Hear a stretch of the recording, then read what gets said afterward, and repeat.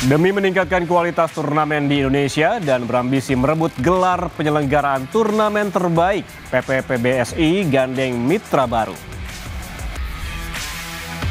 Pastian ini didapatkan setelah PBSI mengumumkan kontrak kerjasama demi menyelenggarakan kejuaraan bulu tangkis nasional maupun internasional di tanah air.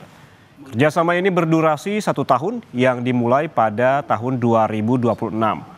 Wajah baru nantinya akan terlihat mulai turnamen Indonesia Open Super 1000, Indonesia Master Super 500 dan Super 100, Indonesia International Challenge, kejuaraan dunia junior, Sirnas dan kejuaraan nasional.